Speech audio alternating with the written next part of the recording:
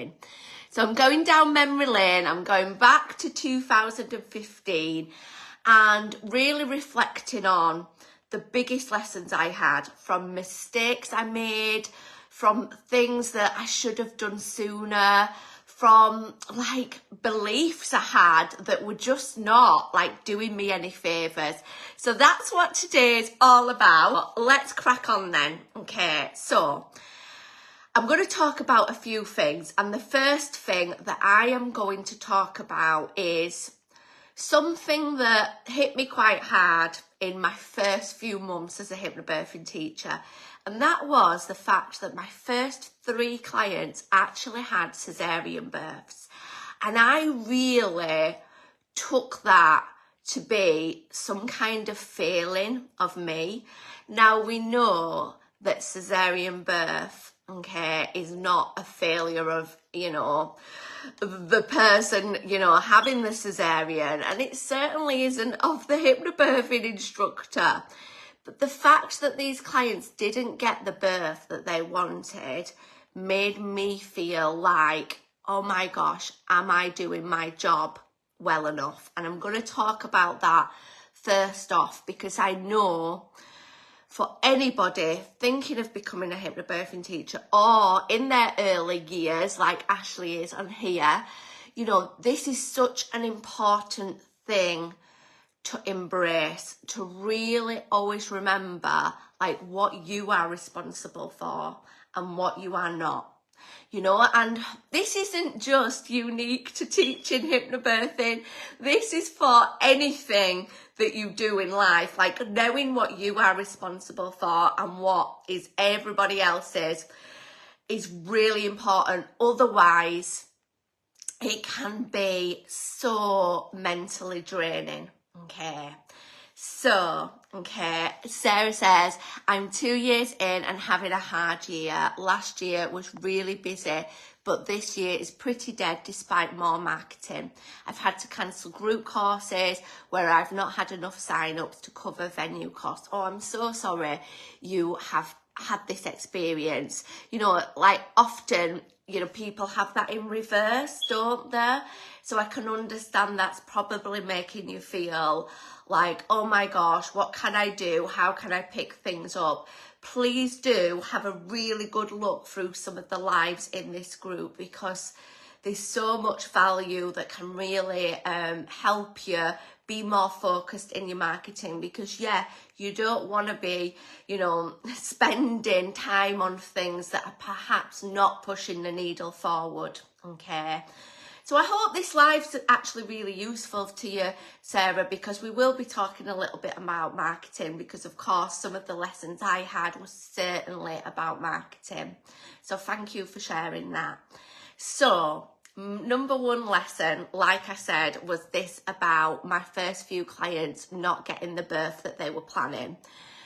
So my first 3 clients were all one-to-one clients, and I absolutely loved working with them. It was so wonderful to get to know them on that really deep level, and I was totally invested in what type of birth they had. I wanted them to feel incredible, and of course I wanted them to get what they wanted. You know, I really did. 2 of them were planning home births. The other one was planning a birth in a hospital. Very much, you know, had it in her mind, because it was her second baby, that, you know, she'd be having a vaginal birth, and very much, you know, had talked about what she wanted. Okay. Now, when I received the first message from my first ever client's birth, you know, when she messaged me and saying, oh, baby was here, we actually had an emergency caesarean, I even remember today, like, that feeling of like, oh my God, what must have happened? You know, could I have, you know, helped them anymore? Like, was there something in my course that could have prepared them more for this? You know, is it because like I didn't talk about this aspect enough? And really like taking that on myself. And then it happened again. And I was like, oh my gosh, you know, what am I doing wrong? Like, should I be teaching this if actually, you know, people are getting completely different birth experiences to what they had planned? Like, had I better like just hang up my jacket now and forget about this whole thing? You know, the reason that I was drawn to teach hypnobirthing was because of the difference it made to my own births, okay? And, you know, for me, it had given me the birth that I'd planned, you know? It had given me everything that I ever wanted. And this is where the lesson came in. Absolutely, hypnobirthing can stack the odds in people's favour of getting what they want. Stacking the odds is never, ever going to be a ticket to, you know, a guaranteed dream birth exactly how they wanted it. Can it? Nothing can. You know, there's so many other factors. And birth is like life, you know? In life, we can do all sorts of things, can't we, to, you know, hope for a certain outcome. And all the action we take can make that outcome more likely, but it's rarely going to guarantee it, you know? Think about people that, you know, want to live a long and happy life, and they, you know, every day they do things that are going to make them healthier. And unfortunately, sometimes that doesn't work out. You know, there are no guarantees, okay?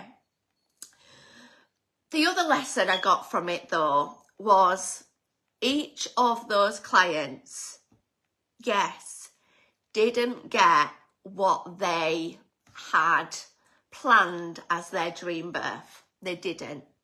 But you know what?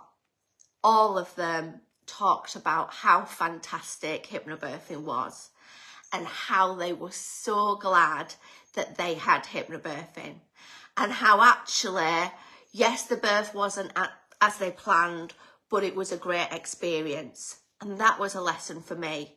Hypnobirthing had given me like the dream birth, and to actually see that, okay, actually, maybe it's not always about like how it happened.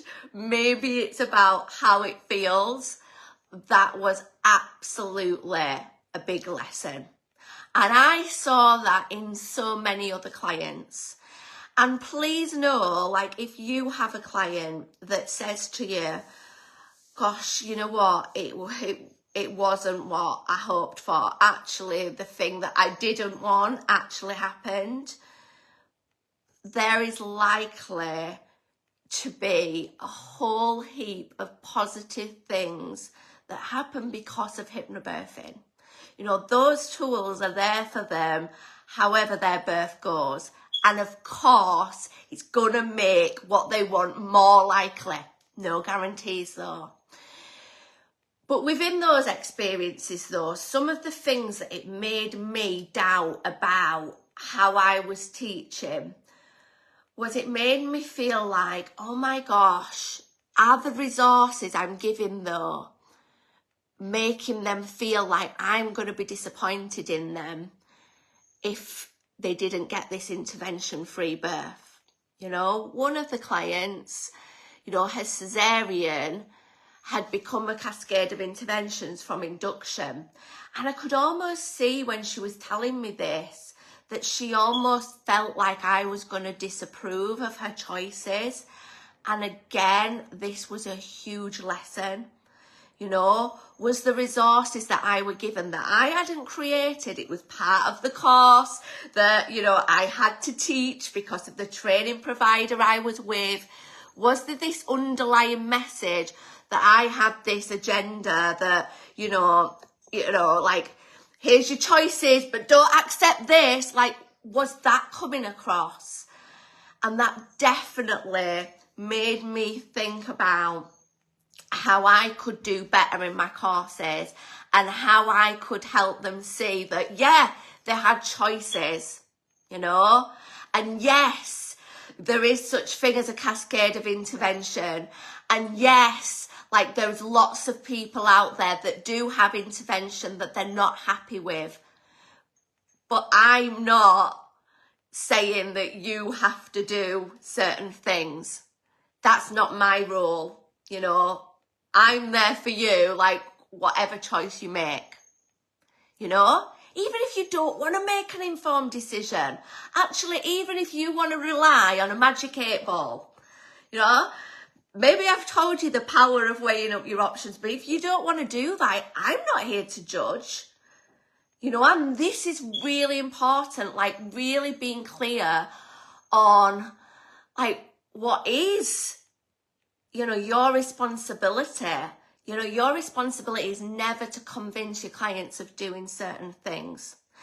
And that experience of having those first 3 clients that had, you know, births that they didn't want, I'm almost like grateful that it happened in a row like that.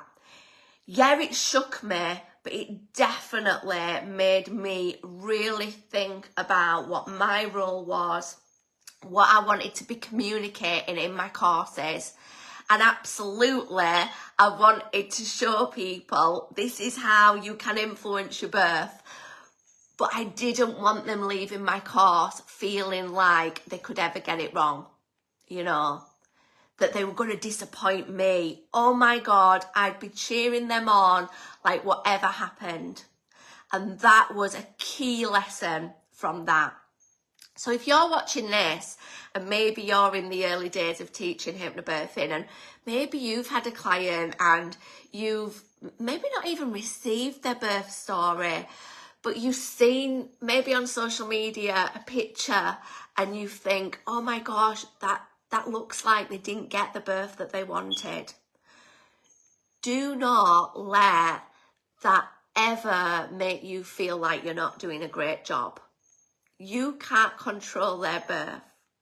Your role is to provide them, you know, brand new information that they probably didn't have before, a new understanding of birth, tools, techniques, ways of, you know, approaching their birth differently. But there are so many other factors that are not in your control. There's the choices that they make. There's the maternity system. There is, of course, always an element of luck as well. Like people can be thrown really bad luck. You know, that happens in life too, doesn't it? So always remember that you are not responsible for their birth experience, okay? Because that's absolutely one of the key lessons I had in my first year of hypnobirthing. Not everybody will get what they wanted, but it doesn't mean they're going to regret doing hypnobirthing. It doesn't mean that they're not going to say, oh my God, I recommend hypnobirthing to everyone, you know? I mean, this wasn't in my first year of teaching hypnobirthing, but it's just made me think about it. A couple of years ago, my own sister did a hypnobirthing course with me. And, you know, obviously, like, the support that I gave her, with her being my sister, and, like, the amount of time we spent together at talking birth was huge. You know, and she planned a home birth. And she had a cesarean in hospital and it wasn't what she wanted. And there were so many factors in her birth story that made me angry about how she was treated. And there was times where I thought like, oh my God, what if she regrets doing hypnobirthing or me sharing my experiences because she felt like now she knows what she could have had. But that's not the case. In actual fact, you know, she did hypnobirthing. It made her understand birth. And her birth didn't go how she wanted it to go. She don't blame herself because she understands why that was. She doesn't have trauma because to her it was positive. But you know what? She knows that she is going to do everything in her power to get a birth that's different next time because that's what she wants. And I'm not sure she'd have felt like that if it wasn't for hypnobirthing, you know? And that always reminds me of the bigger power of hypnobirthing. Like, sometimes it isn't that people get what they want, you know, but like, it makes them almost more determined to have that next time. Gives them a different understanding of what happened. And it makes them see that actually it wasn't their body. It wasn't their body that failed them, because they understand all the other things that can impact on how their bodies responded in that situation that maybe wasn't ideal. And yeah, that wasn't in my first year, but certainly that was a huge lesson on this whole like topic of like, you know, is it gonna give people the birth that they wanted? So, number one lesson. Please let me know if that was useful to hear. You know, was that useful to hear my thought processes on that? Because if you train to be a hypnobirthing teacher, or you're already one, mark my words, that might happen. Well, it will happen. If you teach many clients, you will get clients that sometimes don't get what they wanted and may feel disappointed. And you may think, oh my gosh, is it because I didn't do enough? You know, the interesting thing though, when I was teaching hypnobirthing, I used to think, maybe if I went and did something else, I wouldn't have this like emotional like feeling that can be like real highs and sometimes real lows. But you know what? I actually think, and if you ever think that too, I actually think this is so part of being a nurturer. And if you identify as being someone who really cares and really wants the best for people, whatever you go off and do, that's likely to be part of it. Okay, I don't teach expectant parents anymore. I train hypnobirthing teachers. Do I still feel those highs and lows? 100%. Do I sometimes feel like almost a self-blame if people haven't, you know, reached the business goals that they wanted from hypnobirthing? Yeah. Do I sometimes blame myself? Yeah. Am I in business groups where people do loads of different things? They're like career coaches, they teach online courses, and do they say the same things? Yes. So please know, as much as this is a key thing with teaching hypnobirthing, it also happens in other industries. So it's not going to be necessarily any easier if you go off and do something else. Okay. Sometimes this can just come from us and like almost feeling like we have to be everything to everyone. And that's something that I am certainly working on myself. Okay. So that was number one. And my goodness, I've been talking about that for 20 minutes. Maybe that should have been a live within itself. A really important one. Second lesson. And this was about discounting. Discounting because I felt like I didn't have enough bookings. Discounting because somebody asked for a discount and I didn't say no. Why was this a mistake? Well, I really remember clearly my first ever group course, and I had one booking and there was a week to go. And I was like, this is not a group if there is one couple on this group. So what did I do? Plastered all over my social media, on my website too, that if they book now, they save 10%. Okay. Still, no extra bookings. That discount was a panic response. The reason that people were not booking was not because the price was that bit more. It was because they'd just not heard about it, you know? It wasn't because all these people were seeing it and thinking, oh, if it was a bit cheaper, I would book it. That wasn't the reason. You know, it was because not enough people actually saw it and saw that actually this was going to be useful to them. But what I was doing by discounting was then thinking, oh my God, and now people don't book when it's dirt cheap, making me feel really crappy. And I don't know if anybody resonates with that. Maybe you have been there too. Panic discounts do not work. Discounts where you are saying for a limited time, this is this, work if you have already got lots of people who are on the fence anyway, and they just need that extra little nudge, okay? But discounting for that reason just adds to your feeling of like, oh my gosh, and it certainly did for me. Another lesson on discounting was doing it when people asked. You absolutely will get people saying, oh, I've been looking at your courses, but I can't afford it because of X, Y, Z. Is there any chance you could do it at £100 less? Okay. Anybody been there? Have you been there if you teach hypnobirthing where people ask you for discounts? This used to make me feel hugely uncomfortable. I used to feel like, oh my God, what if I say no? Like they're going to think I'm nasty and greedy. They're going to not do hypnobirthing and then that'll be my fault. So I used to say yeah. And I really remember 2 incidents of this where I was like, Abby Watson, what the heck are you doing? The first one was someone who messaged me and said, and I was trying to find the email this morning to actually quote from.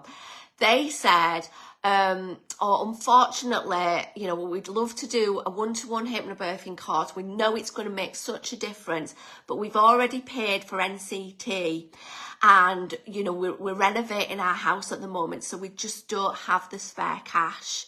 Is there a chance that you could do it for £150? And I said, yeah. It was over £100 less than what I would usually charge. Why did I say yeah? Well, one, I probably felt a bit like desperate. If I don't accept this client, there's going to be no more clients and I'm not going to have any money. So I did it from a place of desperation and maybe also a place of feeling like I'd look nasty, I'd look mean. And I'd be like, you know, letting people down. Well, oh my gosh, like, I'm sure there's lots of things in life that you want and I want that right now we can't afford, and we wouldn't expect that business to slash their prices, you know, for us. Why was this a big lesson? Well, because when I did this course with this couple who were lovely, you know, it was really evident that they weren't skint, you know. They weren't lacking disposable income. They just decided that actually hypnobirthing was where they weren't prioritising their money. Why should us as business owners have to suffer? You know, I was doing, you know, several sessions with this client for probably less than minimum wage. And you know what? Maybe it was great because I got experience out of it, but there'd have been somebody else. So these days, I don't discount because people ask for it. Okay? Because, like, how unfair is it for somebody else who didn't ask for that discount? You know? Discounting your business should be a clear, like, strategy. Like, there should be a reason behind it. Like, having it time limited so that people make a decision quicker, you know, to boost your sales in a short period of time. When you've already got people sitting on the fence, not out of desperation, not because we feel like someone's going to think badly of us. Okay, and that was certainly a big lesson. Second example of this was when I discounted a course for 2 people that were doing the course together with their partners. I turned up at their house and literally I'd given the course one-to-one at group prices, okay, because they'd asked.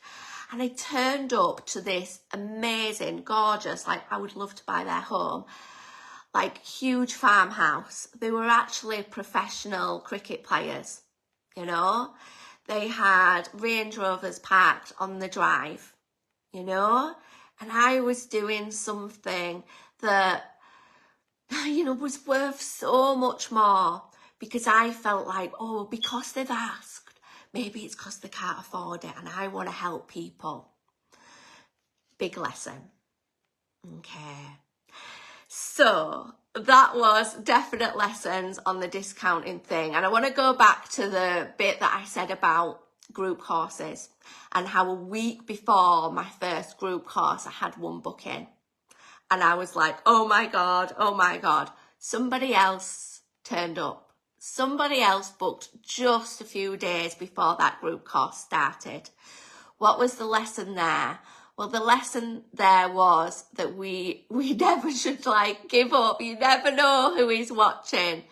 Second lesson was, I felt like, oh my God, is this how hard getting group bookings is? Wasn't always that hard. Okay, it wasn't hard later on that year, okay, because more people knew about me. And because of this very important factor, I actually started releasing dates of group courses far earlier. I think that first group course I did, I started talking about it maybe less than 4 weeks before the start date. In future, I always released my group course dates at least 8 weeks before, at least. And I always found in my hypnobirthing business all over the years that people would book a good few weeks before that start date for a group course. So that was a big lesson.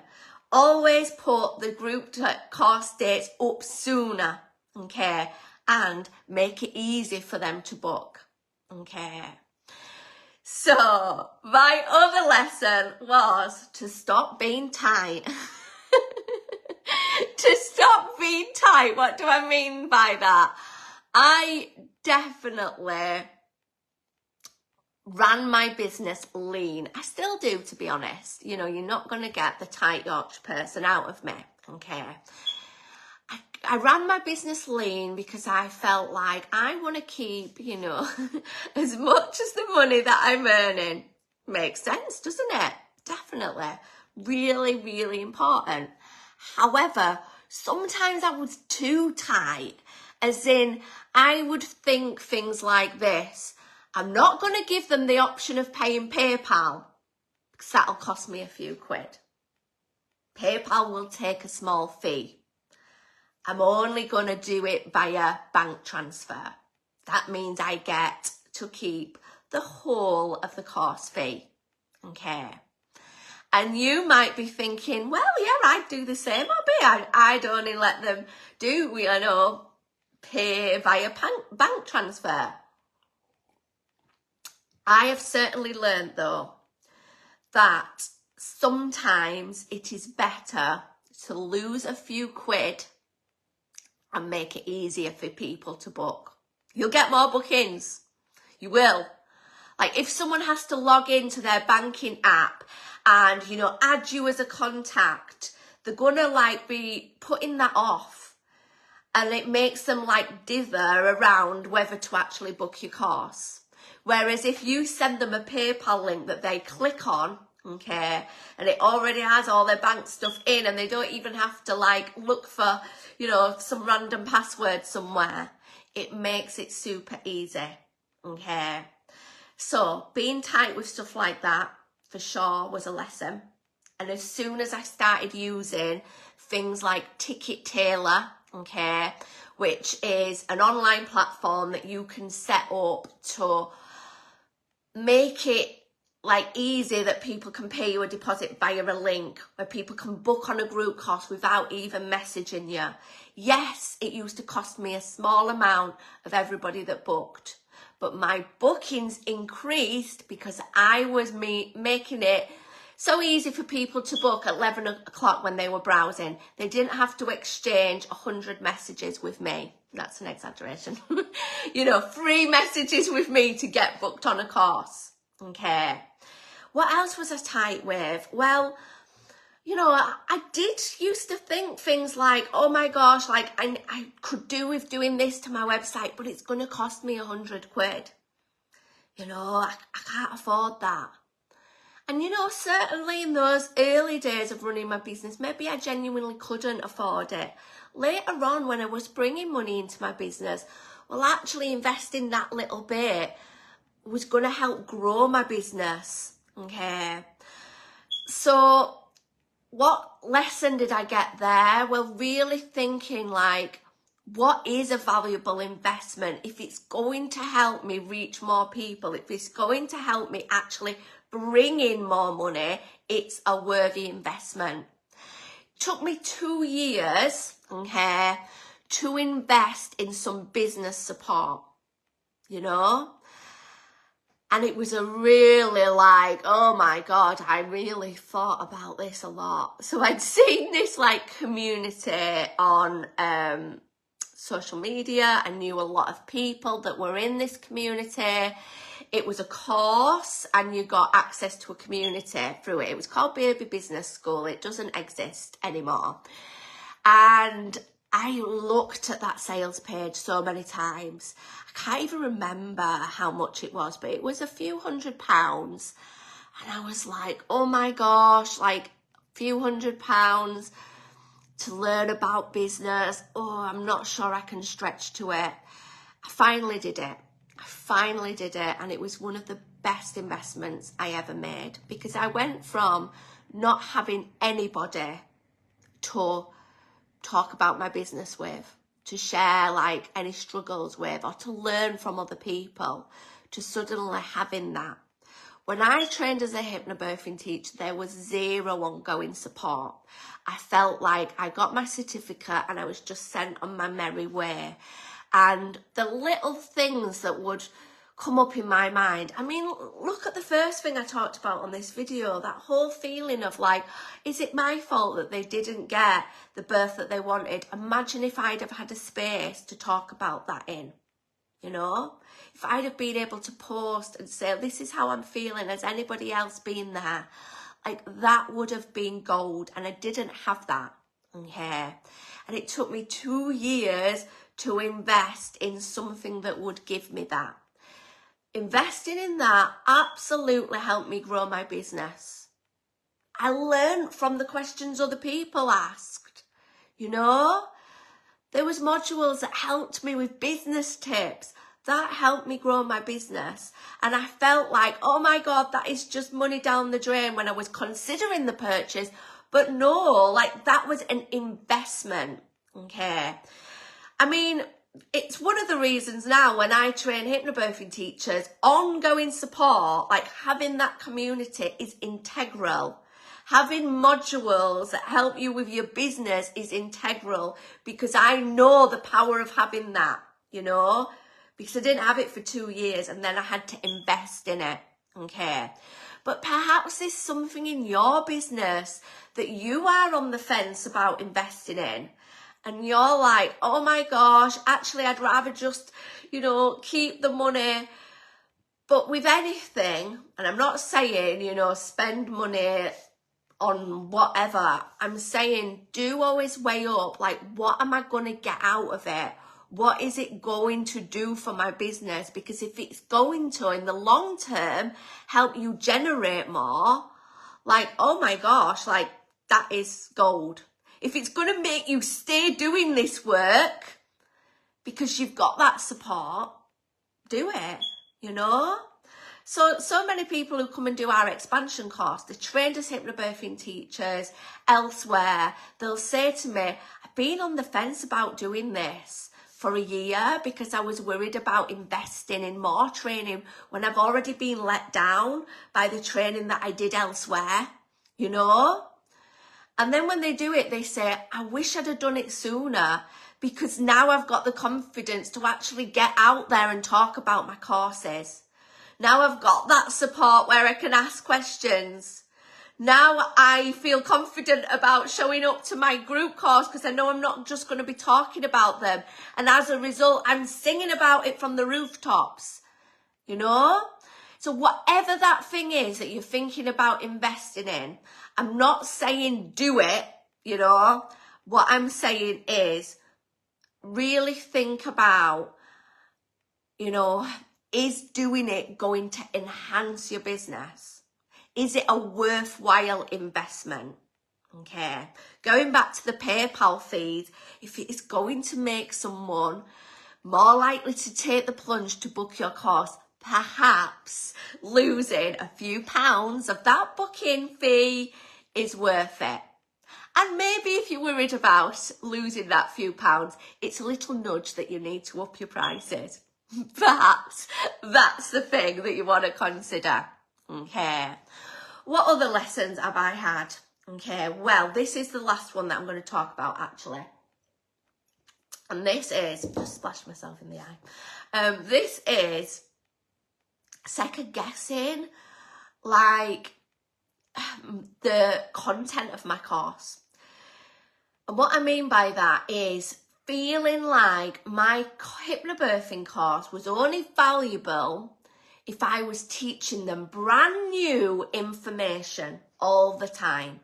If they'd never heard this information ever before. So if I knew they'd done an antenatal course already, or if I knew they'd had a baby before, or I knew that they, you know, was an obstetrician and I had that experience, I'd be thinking, oh my God, like this bit of the course, they're already going to know about it. If I talk about it, I'm just like, you know, teaching my mum to suck eggs or whatever that phrase is, you know? Really feeling like, oh my God, I need to make this course more advanced because these people have already had babies before. They've already done hypnobirthing before. I'm just going to be repeating stuff that they have already done, okay?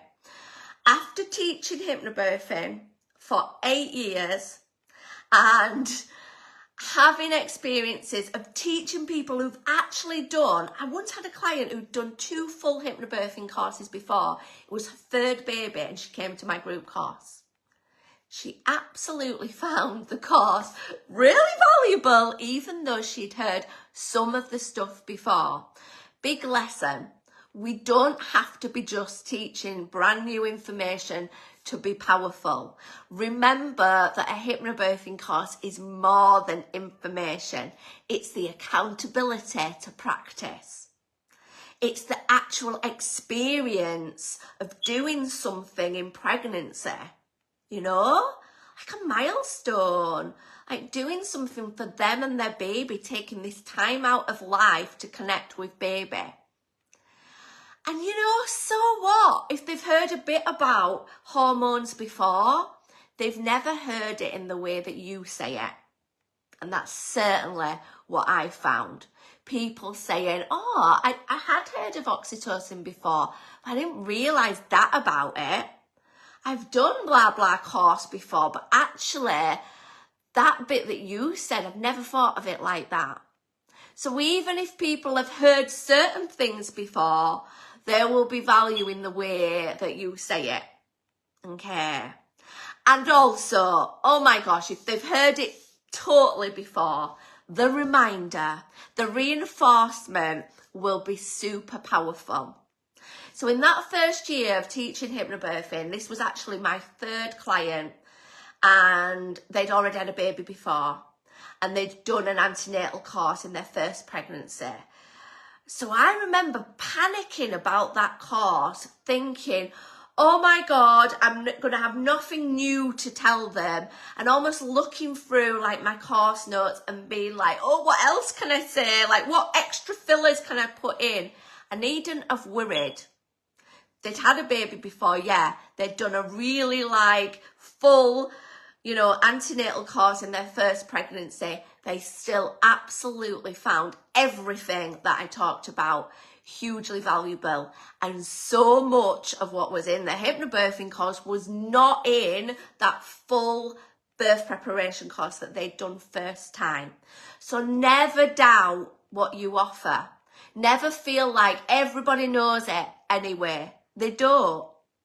And they probably don't know it in the way that you say it. Okay. And even if You know, they'd read every book under the sun about hypnobirthing and things were familiar. You are reinforcing it. You are encouraging discussion about it. And that is absolutely special, you know, and that is so powerful. And they have chosen to do a course with you, you know. They've chosen to do hypnobirthing, just like I did. You know, I actually did a hypnobirthing course refresher when I was having Betsy, my 4th baby. At that point, I had been teaching hypnobirthing for 4 years. I was supporting other people in their hypnobirthing business. Why was I doing a refresher? Well, because I wanted to be treated like an expectant parent, you know. I wanted to hear things that I knew, but from somebody else. I wanted the accountability to practice. I wanted it for my husband too. Because I was living and breathing it, he wasn't. So important lesson, know that there is value in your course no matter what prior knowledge that person has. Okay, you are not just valuable to people who have never had babies before and perhaps have no clue about birth. You are valuable to so many different types of people. Never forget that, okay? And never doubt yourself in that way, okay? So I hope that was useful. Please do send me some likes or hearts if any of these tips, any of these lessons were valuable in your journey in this, okay? The thing that I really want to say though is hear what this live is called. Lessons, not mistakes, lessons. Like, the thing about running a business is there will be things that, you know, you do differently later on. Things that make you think differently about stuff. You know, it's not a mistake. It's a lesson. And the more we can embrace that, the more we build a successful business. You know, being in that mindset of there is no failure, there's only lessons, is going to keep you doing it. Keep adjusting and striving to be better. You know, no failings, only lessons. And that is something that I always remind myself of, even today, because, you know, it might be easy to think that, you know, somebody who has been running a business for years never doubts themselves. Oh my gosh, do I have like training sessions where I'm like, oh my God, like, why did I say that? What was that about? Yeah. And like, I wouldn't be striving to be like the best if I wasn't thinking that way. Okay, but definitely embracing this. There is no failure, there's only lessons. And you know, maybe this goes back to something that I was saying earlier, like if we can have a quiet spell in our hypnobirthing business, like what are the lessons here? Like what can I adjust, you know? What things are going to make a difference? Where am I doing the same things over and over again and, you know, maybe expecting the same outcome? Like, what can I adjust? Okay, where are the lessons? What action can I take? So I'm going to practice what I preach here, because I often say to my students and graduates, like, you know, when you're producing content on social media, do share like what you offer, like make it clear like how people can come and learn more with you. So when you're doing content on social media, make sure you tell people about your hypnobirthing courses, you know, because that's how they're going to have the biggest transformation. So I'm going to practice what I preach here and say to you, you know, if you are thinking about becoming a hypnobirthing teacher, do look at the training that I offer, okay? It is very different to a lot of training out there in that I will train you to teach it. Not just tell you like what you could say to your clients. I'll show you how to actually deliver it, okay, in an effective way. And more than that, I will support you well beyond getting your certificate, okay? And if you are watching this as a hypnobirthing teacher that did train somewhere else and you're wanting fresh ideas, you're wanting more support, you're wanting to boost your business, come and do our expansion course and join our community of 300 hypnobirthing teachers who are incredible and supportive and are all running their business on their own terms. I'm not telling them what they can and can't do. They are autonomous, yet they can receive all the guidance that they want.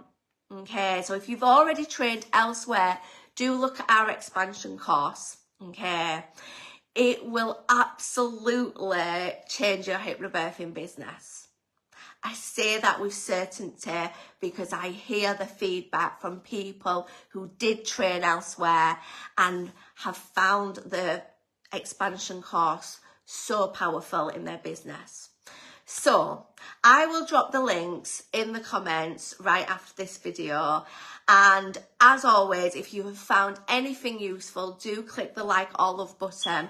I would love to hear what your number one lesson has been from this, from hearing me talk about my lessons. What is the one thing that you've taken away? I would love to hear that in the comments on this video. So please, please, please do post below. It's always so good to hear what you have taken from it.